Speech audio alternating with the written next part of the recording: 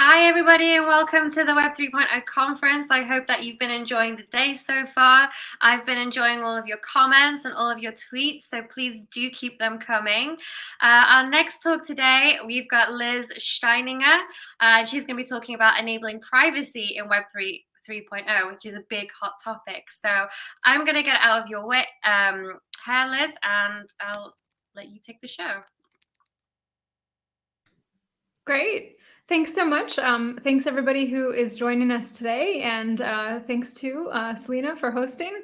Yeah, I'm here to talk about enabling privacy in Web3. I was also part of a panel a little bit earlier today, which was really fun to do.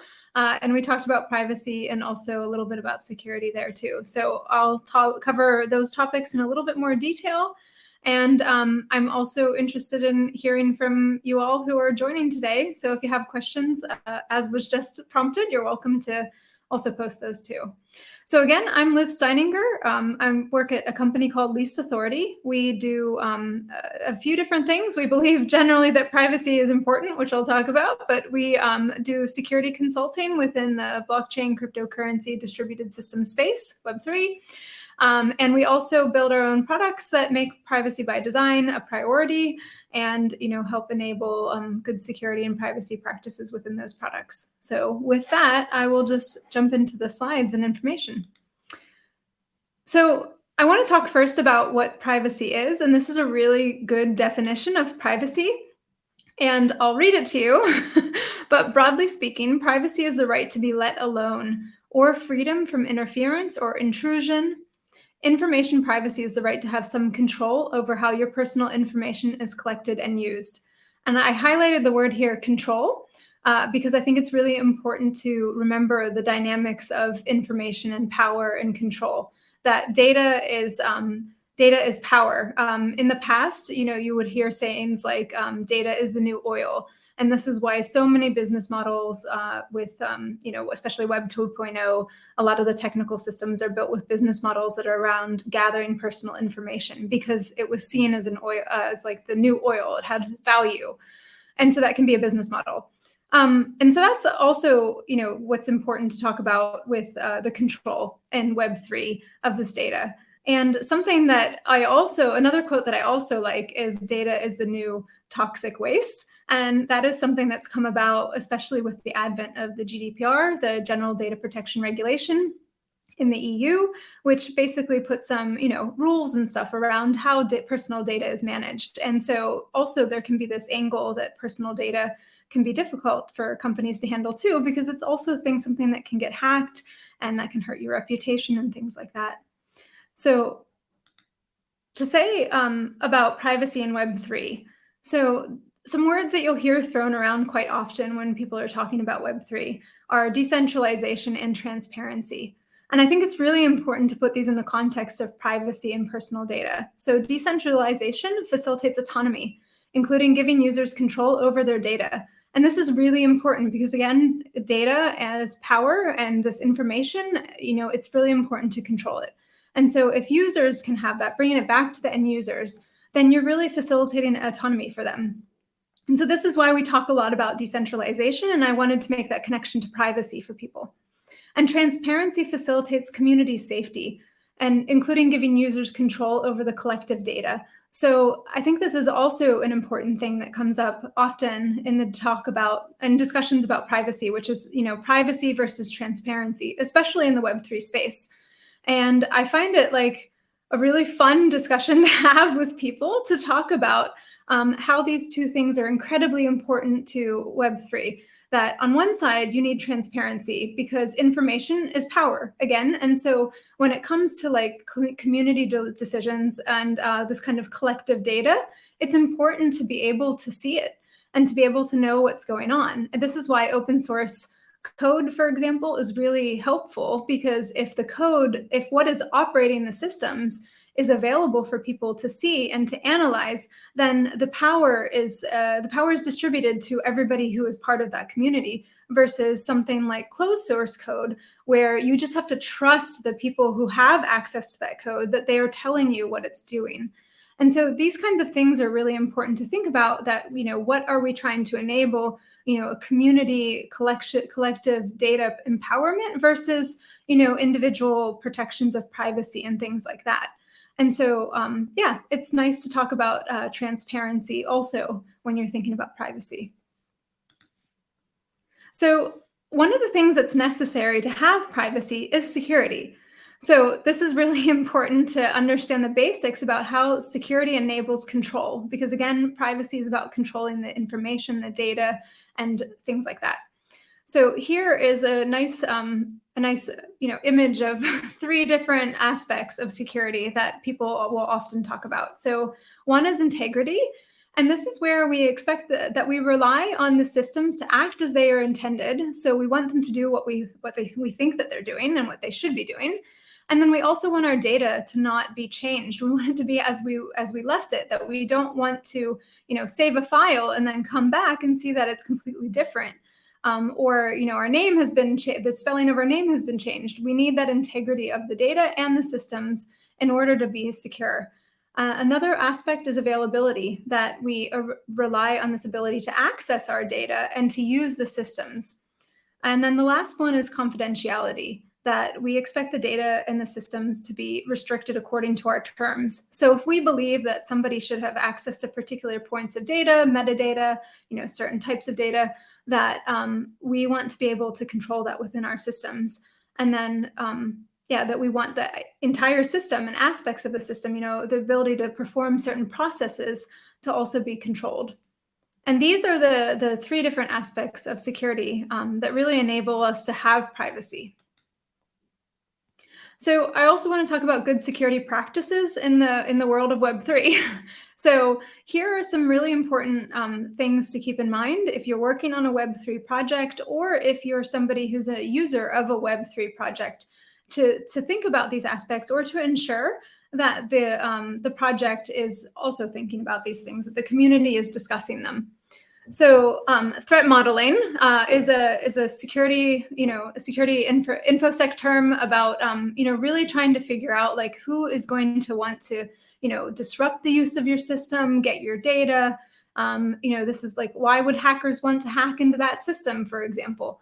And it's really important for you to identify who are your adversaries and what they might be seeking to do. And like I said, this could be anything from getting data to even just disrupting your access to the system, because that can be incredibly impactful too.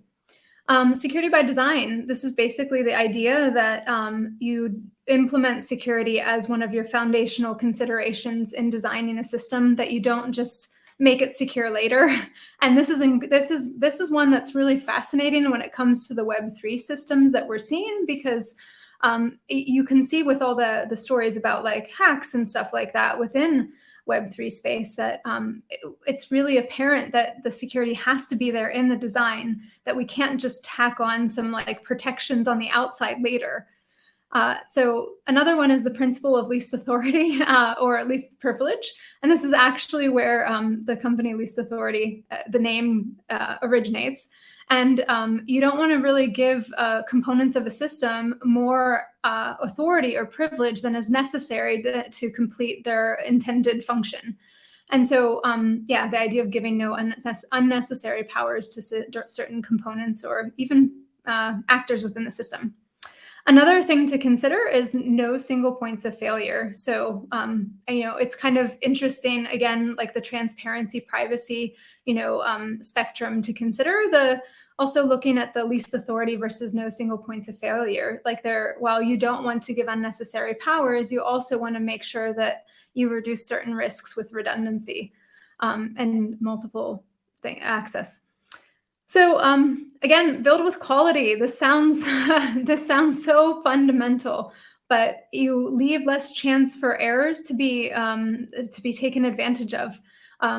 People can find ways to use any kind of small mistakes or errors within your system to use those against you. So building with a high quality standard is incredibly important. Perform security audits. This is basically, reviewing what you've got and, looking at the threat model that you earlier defined and making sure that everything is in alignment there. And this can be done both internally and externally, which I'll talk about a little bit more in some slides ahead. And then monitor the field, know what's going on around you, know what is going on in the industry, know where the latest advances are, new threats. This is difficult to do, of course, because not everybody's a security expert, but still, this is why it's also important for those who are security experts to speak openly within the communities and to talk very publicly about the threats and the issues that we're seeing as a larger space.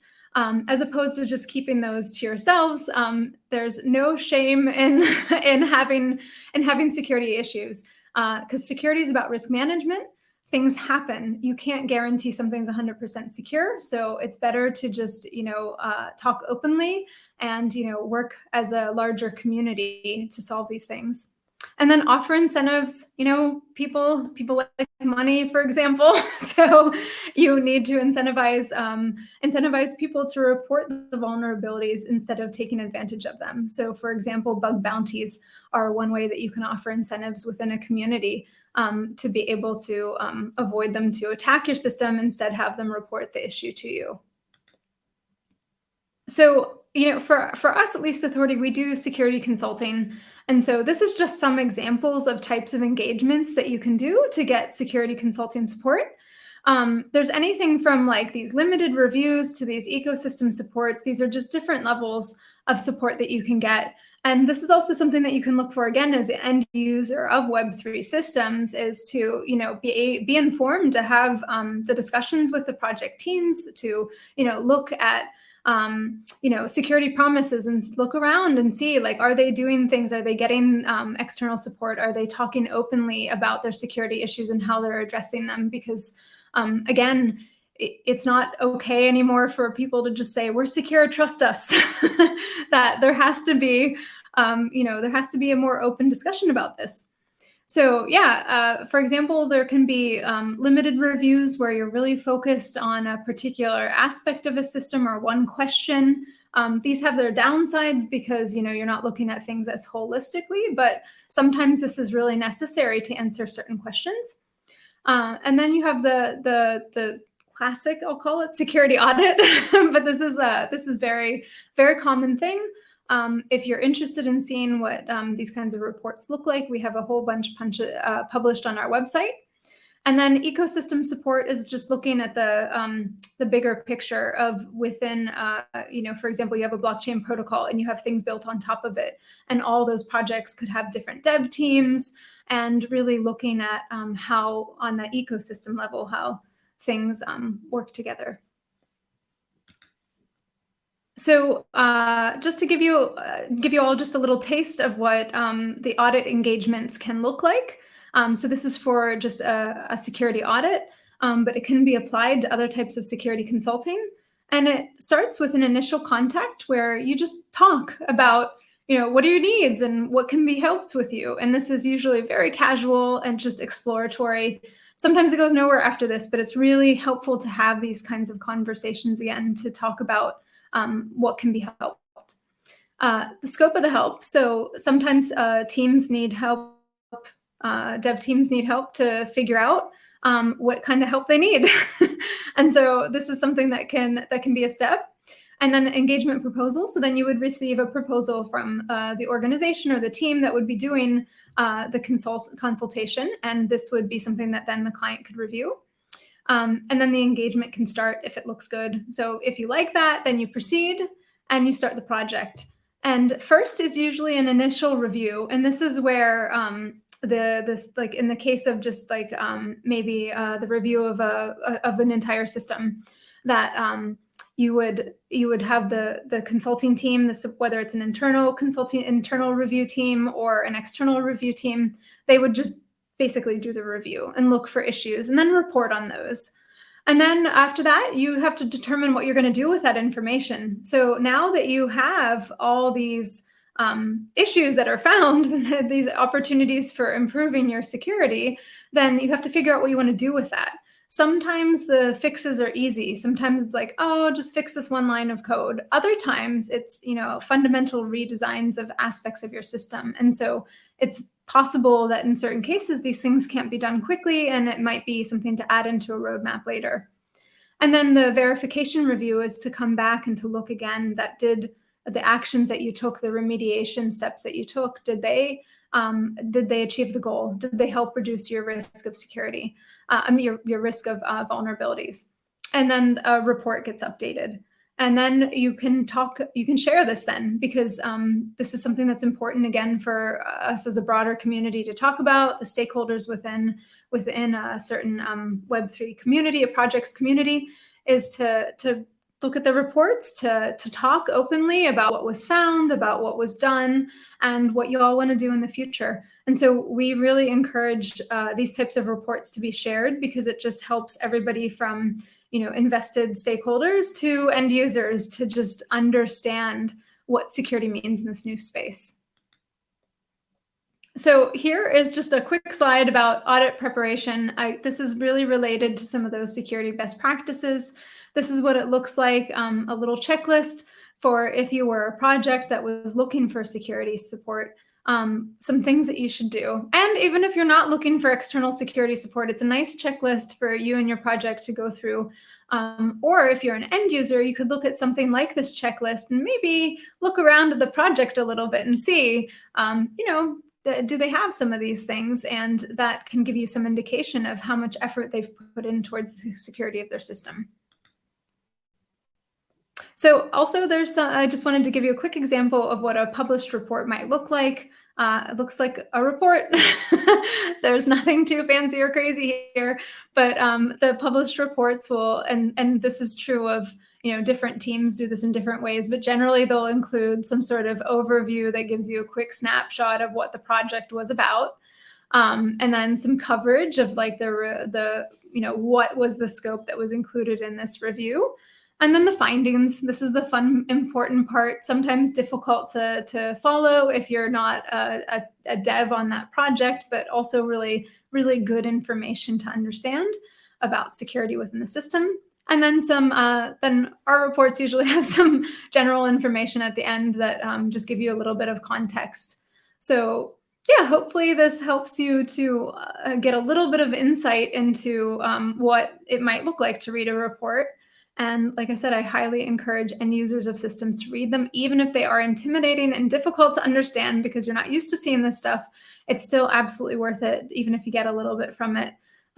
So yeah, that is it. I'm going to stop there. I'm Liz, and I am open to emails, contact, and we can do some Q&A now. Hi, Liz. That was such an amazing talk. I loved your presentation. It's so informative, especially on the sorry, excuse me, the good security practices. It's something that everybody really should know, like especially going forward with Web 3.0.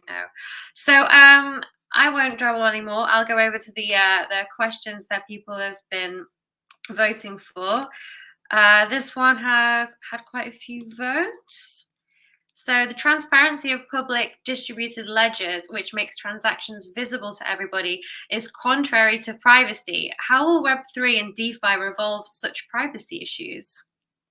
Yeah, this is a great question. And I think one that, to be honest, the entire community is basically trying to struggle with what the right answer is. I think some things to think about are, again, that spectrum of transparency versus privacy, that there, in some cases, it's really important to have certain information be transparent, but in other cases, it's important to have things be private. And so I think that for different public distributed ledgers, ask yourselves like which information needs to fall on which side of that spectrum. And I think that this can be dealt with like that consideration of what goes on chain and what can be done in other layers and other systems and doesn't go, but is done off chain, but then something is written on chain to, ensure or to back that up or verify that. Another thing that I'll put out there that is really, really exciting and can possibly be a really important piece to this is something called zero knowledge proofs. I don't know how familiar the audience is with these, but zero knowledge proofs are a type of cryptography that basically allow you to be able to prove something is true without actually, or prove that you have something, prove some piece of information is true, without actually sharing the information itself. And it sounds like magic, and it is math magic, but it's real. And I think that this is something that can really help with these types of issues. We already know that there are blockchains out there in production that are implementing zero knowledge proofs in various ways to help with the privacy issue. Also, zero knowledge proofs help with scalability. That's a side note, which is also really fascinating because you can put a bunch of information into one proof and say, this proof is true. And so therefore, all the information going into it is also true. And so I think that this kind of advancements with cryptography can really offer a whole new paradigm for what we see currently with the transparency privacy thing. So that's an exciting area. Zero knowledge proofs, I think, take a look at those. Those might be that solution. Awesome. And we'll just do one more really quickly. I know that we are pushing for time. So what are the limits of cybersecurity in Web 3.0 via open source software? The limits of cybersecurity and Web 3.0 via open source software. Well, I mean, I think that, open source software doesn't necessarily solve all the problems with security, but it helps a lot to have things out there for more people to look at. I know there's arguments that not everybody can read code. So, so I can, so it might be available for me to look at, but I might not be able to read it and understand what I'm looking at. But I think that the more important part is not the expectation that everybody can read the code, but you can choose who you want to trust to read it on your behalf. And that is an important part. I think like Web 3.0 has tons of general cybersecurity limits at the moment. And this is what makes it so experimental at the moment, where you hear about hacks, but it's people learning out in the open quickly about the security vulnerabilities. And it's better to do that now and openly than it is, I think, to have these systems be much more mature and lose a whole lot more down the road. So we still have a lot to learn and a lot to improve, but I think that there's a healthy foundation by doing it openly. So I hope that answers that question. Absolutely. It was such a good talk, and thank you so much for your time, Liz. Absolutely enjoyed it. Thank you again to the community for being there. The questions were really great. We were just a bit stuck for time, but thank you, everybody. Thanks so much. Bye. Bye.